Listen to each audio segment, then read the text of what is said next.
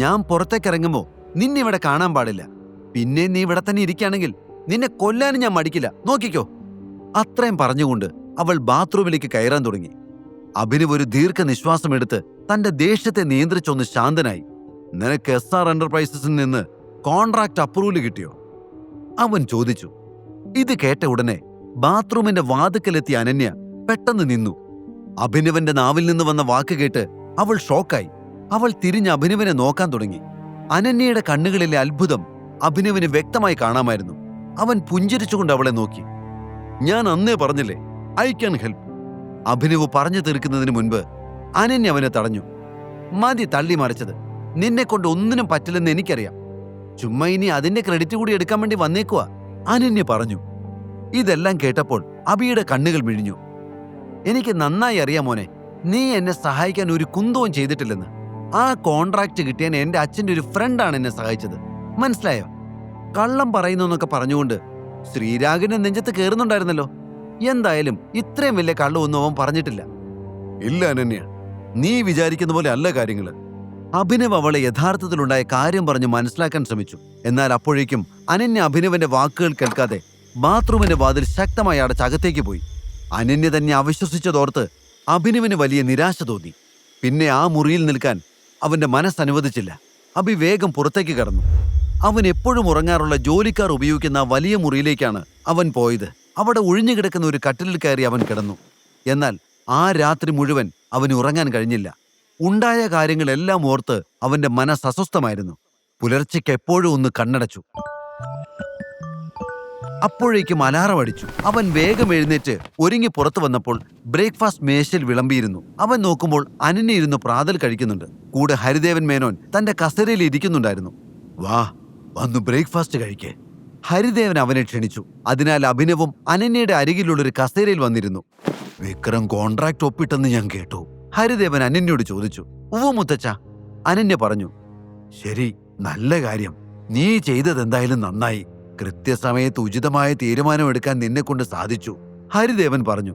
അതേ മുത്തച്ഛ, ഇനി എന്നെക്കുറിച്ച് ഓർത്ത് മുത്തച്ഛന് സങ്കടപ്പെടേണ്ടി വരില്ല, അവൾ മുത്തച്ഛനോട് പറഞ്ഞു. ഇത് കേട്ടതും അഭിനവ് അവളുടെ മുഖത്തേക്ക് നോക്കി. അനന്യയുടെ മുഖത്ത് ഒരു അസ്വസ്ഥത കാണാമായിരുന്നു. സൗരവിനേക്കാൾ ഏറെ പണ്ട് മുത്തച്ഛൻ അവളെയാണ് വിശ്വസിച്ചിരുന്നതും സ്നേഹിച്ചിരുന്നതും. എന്നാൽ അതെല്ലാം ഇപ്പോൾ നഷ്ടപ്പെട്ടു. എല്ലാം വീണ്ടെടുക്കാൻ എന്തു ചെയ്യാനും അവൾ തയ്യാറായിരുന്നു. നിനക്ക് എവിടെയെങ്കിലും ജോലി ശരിയായോ? ഹരിദേവൻ അതിനുശേഷം അഭിനവിനെ നോക്കി ചോദിച്ചു. ഊവു മുത്തച്ഛ, എനിക്ക് വിക്രം സാറിന്റെ കമ്പനിയിൽ ഒരു ജോലി കിട്ടിയിട്ടുണ്ട്, അഭിനവ് ബഹുമാനത്തോടെ പറഞ്ഞു. ആഹാ, അവിടെ എന്ത് ജോലിയാ കിട്ടിയത്? ഹരിദേവൻ ചോദിച്ചു. ഓഫീസ് അസിസ്റ്റന്റ്, അഭിനവ് പെട്ടെന്ന് തന്നെ മറുപടി പറഞ്ഞു. ഇത് കേട്ട ഉടനെ ശർമ്മള ഉറക്കെ ചിരിച്ചു. എല്ലാവരും അവളെ തുറിച്ചു നോക്കി. എന്നാൽ ശർമ്മള ചിരി നിർത്തിയില്ല. ഓഫീസ് അസിസ്റ്റന്റ് കേട്ടല്ലോ, ഇവനെപ്പോലുള്ളവർക്ക് ഇങ്ങനത്തെ ജോലിയൊക്കെ കിട്ടൂ. ആ ശ്രീരാഗ് ഒരു മാസം എത്ര ലക്ഷങ്ങളാണ് സമ്പാദിക്കുന്നത് എന്നറിയോ? ഓഫീസ് അസിസ്റ്റന്റ് പോലും. സ്റ്റുപ്പിഡ്. അതൊക്കെ പോട്ടെ, നിനക്ക് മാസം എത്ര കിട്ടും? ശർമ്മിള അഭിനവനോട് ചോദിച്ചു. അഭിനവ് ഈ ചോദ്യത്തിന് ഉത്തരം നൽകിയില്ല. പറയാനാണെങ്കിൽ ഒരുപാടുണ്ടല്ലോ എന്ന് അവൻ ഓർത്തു. പക്ഷെ എന്തു പറഞ്ഞാലും ശർമ്മള വീണ്ടും തന്നെ ചൊറിയാൻ തുടങ്ങുമെന്ന് അഭിനവൻ അറിയാമായിരുന്നു. എന്നാൽ അവൻ ഒന്നും മിണ്ടാതിരുന്നിട്ടും വെറുതെ വിടാൻ ശർമ്മിളയ്ക്ക് ഭാവം ഉണ്ടായിരുന്നില്ല. എന്തേ, നിനക്കൊന്നും പറയാനില്ലേ? ഒന്നും പറയാനുണ്ടാവില്ല എന്നെനിക്കറിയാം. ഇവന്റെ ശമ്പളം എത്രയാന്ന് മറ്റുള്ളവരുടെ മുന്നിൽ തുറന്നു പറയാൻ പോലും ഇവന് നാണക്കേടാണ്. അതുകൊണ്ടാ ഒന്നും മിണ്ടാതിരിക്കുന്നത്. ശർമ്മിളയ്ക്ക് നിർത്താൻ ഭാവമില്ലായിരുന്നു. അതിനാൽ ഹരിദേവൻ ഇടപെട്ടു. ശർമ്മിള, ഇപ്പൊ നമ്മൾ ഭക്ഷണം കഴിക്കുകയാണ്. ഭക്ഷണം കഴിക്കുമ്പോൾ ഇത്തരം സംസാരങ്ങൾ വേണ്ട. ആരെയും കളിയാക്കാനല്ല ഞാനത് ചോദിച്ചത്. ഹരിദേവന്റെ വാക്കുകൾ കേട്ട ഉടനെ എല്ലാവരും സ്തബ്ധരായി. അഭിനവ് വേഗം ബ്രേക്ക്ഫാസ്റ്റ് കഴിച്ച് പുറത്തേക്ക് പോയി. ശർമ്മിളയുടെ കാര്യം ആലോചിച്ച് അഭിനവിന് ശരിക്കും ദേഷ്യം വരുന്നുണ്ടായിരുന്നു. അവൻ പിറുപിറുത്തുകൊണ്ട് കാറിൽ കയറി. വൈകാതെ അവൻ ഓഫീസിലെത്തി. അവൻ തന്റെ ക്യാബിനിൽ ചെന്നിരിക്കുമ്പോൾ ജെന്നിഫർ ദേഷ്യത്തോടെ അവന്റെ ക്യാബിനിലേക്ക് ഇടിച്ചു കയറി. What is this? ജെന്നിഫർ ദേഷ്യത്തോടെ ചോദിച്ചു. അവൾ ആരോടാണ് സംസാരിക്കുന്നതെന്ന് അബിക്ക് മനസ്സിലായില്ല. അവൻ തിരിഞ്ഞു തന്റെ പിന്നിലേക്ക് നോക്കി. ഇത് കണ്ട് ജെന്നിയുടെ ദേഷ്യം കൂടി. ഞാൻ നിന്നോടാണ് സംസാരിക്കുന്നത്, ജെന്നിഫർ അലറിക്കൊണ്ട് പറഞ്ഞു. ഓഹോ, എന്നോടായിരുന്നു? പിന്നെ എന്തിനാ ഇത്ര ഉറക്ക കാറുന്നത്? ഞാൻ നിങ്ങളുടെ തൊട്ടടുത്ത് തന്നെയല്ലേ ഇരിക്കുന്നത്. നമ്മൾ ചന്തയിലൊന്നുമല്ലല്ലോ, ഓഫീസിലല്ലേ. സോ കുറച്ച് മര്യാദയ്ക്കാവാം, അബി പറഞ്ഞു. അയ്യോ, ഇതാരാ മര്യാദയെക്കുറിച്ചൊക്കെ സംസാരിക്കുന്നത്? കണ്ണുമിഴിച്ച് നോക്ക്. ഈ കസ്റ്റമർ നമുക്ക് 2 സ്റ്റാർ ആണ് ഇട്ടിരിക്കുന്നത്. നീയല്ലേ ഇയാളെ ഡീൽ ചെയ്തത്? മര്യാദയ്ക്ക് സംസാരിക്കാത്തതുകൊണ്ടല്ലേ അയാൾ റേറ്റിംഗ് കുറച്ചത്. ജെന്നിഫർ അഭിനവിന്റെ മേശപ്പുറത്ത് ഒരു ഫയൽ വലിച്ചെറിഞ്ഞുകൊണ്ട് ചോദിച്ചു. അഭിനവ് ആ ഫയൽ എടുത്ത് ഒരു സെക്കൻഡ് നോക്കി. നീ എന്നെ കളിയാക്കാണോ? ഈ കസ്റ്റമർ ഒരു ലേഡിയാ. ഇന്നലെ ഞാൻ ഒരു പെൺകുട്ടിയുടെയും ഫോൺ എടുത്തിട്ടില്ല. എനിക്ക് 4 കോള് മാത്രമേ വന്നിട്ടുള്ളൂ. അത് 4 ആണുങ്ങളായിരുന്നു. മാത്രമല്ല അവരോട് ഞാൻ വളരെ മര്യാദയോടെ സംസാരിച്ചാണ് കോള് ഡിസ്കണക്ട് ചെയ്തത്. അഭി പറഞ്ഞു. എങ്കിൽ പിന്നെ ഇതെങ്ങനെ സംഭവിച്ചു? ഇപ്പൊ എനിക്ക് എക്സ്പ്ലനേഷൻ കിട്ടണം. എനിക്കറിയാം നീ നുണ പറയാണെന്ന്.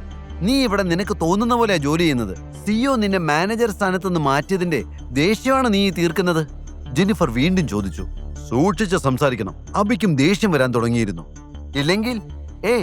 ഇല്ലെങ്കിൽ നീ എന്ത് ചെയ്യും? നീ ഇപ്പൊ ഇവിടെ വന്നു കയറിയവനാ. ഞാൻ നിന്റെ സീനിയറാണ്, അത് നീ മറക്കണ്ട, അവൾ പറഞ്ഞു. അഭിനവ് ഇത് കേട്ട് ഒരു ദീർഘനിശ്വാസം എടുത്തുകൊണ്ട് ജെനിക്ക് അവളുടെ ഫയൽ തിരികെ നൽകി. നോക്ക് ജെനി, അല്ലെങ്കിൽ തന്നെ ഞാൻ ആകെ ഭ്രാന്ത് പിടിച്ച് നിൽക്കുകയാണ്. ദൈവത്തെ ഓർത്ത് നീ ഇവിടെ നിന്ന് ഒന്ന് പുറത്തു പോകാവോ? തൽക്കാലം എനിക്ക് നിന്നോട് അടികൂടാൻ താല്പര്യമില്ല, അഭിനവ് പറഞ്ഞു. മിസ്റ്റർ അഭിനവ്, എനിക്കിതിന് എക്സ്പ്ലനേഷൻ വേണം. ഇതെങ്ങനെ സംഭവിച്ചെന്ന് നീ എന്നോട് പറഞ്ഞില്ലെങ്കിൽ ഞാൻ ഇപ്പൊ തന്നെ നിന്നെ വിക്രം സാറിന്റെ അടുത്തേക്ക് കൊണ്ടുപോകും.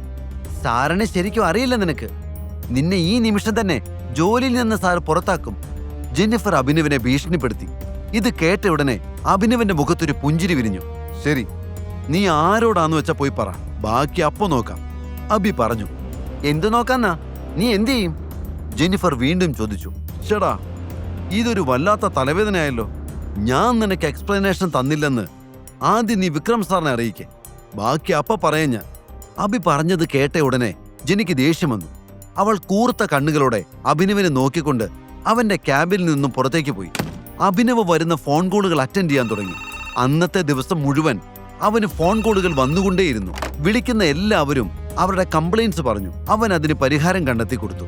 അഭിനവന് ഈ ജോലി തീരെ താല്പര്യമില്ലായിരുന്നു. ഏതാണ്ട് ലഞ്ച് ടൈമായി. പക്ഷെ അപ്പോഴും അവന്റെ ക്യാബിനിൽ ഫോൺ മുഴങ്ങിക്കൊണ്ടിരുന്നു. വിക്രം വിചാരിച്ചിരുന്നെങ്കിൽ അവനെ മറ്റൊരു ഡിപ്പാർട്ട്മെന്റിലേക്ക് മാറ്റായിരുന്നു. പക്ഷേ അയാൾ അഭിനവിന് മനഃപൂർവ്വമാണ് ഇവിടെ ജോലി കൊടുത്തത്. ഇതാകുമ്പോൾ അവന് സ്വന്തമായി ഒരു ക്യാബിൻ ലഭിക്കും, അത്യാവശ്യം പ്രൈവസിയും കിട്ടും. അഭിനവ് ജോലികളെല്ലാം ഒതുക്കി തന്റെ ക്യാബിനിൽ നിന്ന് പുറത്തേക്കിറങ്ങി ക്യാൻറ്റീനിൽ ഭക്ഷണം കഴിക്കാൻ പോയി. അപ്പോഴാണ് അവൻ ഒരു കാര്യം ഓർത്തത്. നന്നായി വിശന്നതുകൊണ്ട് പെട്ടെന്ന് ക്യാൻറ്റീനിലേക്ക് ഓടി വരികയായിരുന്നു. അതുകൊണ്ട് ഫോൺ ക്യാബിനിൽ വെച്ച് മറന്നു. എന്തായാലും ഭക്ഷണം കഴിച്ചിട്ട് വേഗം അങ്ങോട്ട് പോകാമെന്നവൻ കരുതി. ജെനി വഴക്കുണ്ടാക്കി പോയതിനു ശേഷം തിരികെ വന്നിട്ടില്ല. തന്റെ കുറ്റവും കൊണ്ട് ചെന്നാൽ വിക്രം തന്നെ അവളെ കൈകാര്യം ചെയ്യുമെന്ന് അവൻ അറിയാമായിരുന്നു. ഭക്ഷണം കഴിച്ചു കഴിഞ്ഞ് അവൻ തന്റെ ക്യാബിനിലേക്ക് പോകുമ്പോൾ വഴിയിൽ അവൻ യാമിനിയെ കണ്ടു. അവൾ മാനേജറുടെ ക്യാബിനിൽ നിന്ന് പുറത്തേക്ക് വരികയായിരുന്നു. അവനോട് സംസാരിക്കാൻ അവൾക്ക് താല്പര്യമില്ലായിരുന്നു. അഭിനവ് കണ്ടാലും തന്നെ മനസ്സിലാകാതിരിക്കാൻ വേണ്ടി അവൾ മുടി കെട്ടിവെച്ചിരിക്കുന്നത് അഴിച്ച് താഴേക്കിട്ടു. അഭിനവും അവളെ കാണാത്തതുപോലെ നടിച്ച് നേരെ തന്റെ ക്യാബിനിലേക്ക് പോയി. അവൻ ക്യാബിനിൽ കയറിയപ്പോൾ വിക്രം ജെനിയും അവിടെ ക്യാബിനിൽ ഇരിക്കുന്നത് കണ്ടു. അഭിനവ് അവരെ രണ്ടുപേരെയും അവിടെ കണ്ട് അത്ഭുതപ്പെട്ടു. അകത്തേക്ക് വന്നപ്പോഴാണ് അവൻ ജെന്നിഫറിന്റെ മുഖം ശ്രദ്ധിക്കുന്നത്. അവളുടെ മുഖം ദയനീയമായിരുന്നു. വിക്രം അവളെ നല്ല ചീത്ത പറഞ്ഞിട്ടുണ്ടെന്ന് അതിൽ നിന്ന് അവന് മനസ്സിലായി. വിക്രം എഴുന്നേറ്റ് അബിയുടെ അരികിലേക്ക് വന്നു. അബി, എന്താ പറ്റിയത്? നിനക്കിവിടെ എന്തെങ്കിലും പ്രശ്നമുണ്ടെങ്കിൽ അത് തുറന്നു പറയാൻ മടിക്കരുത് കേട്ടോ, വിക്രം അബിയോട് പറഞ്ഞു. എന്നാൽ ഓരോന്ന് പറഞ്ഞ് അവിടെ കൂടുതൽ പ്രശ്നങ്ങൾ ഉണ്ടാക്കാൻ അബിക്ക് താല്പര്യമുണ്ടായിരുന്നില്ല.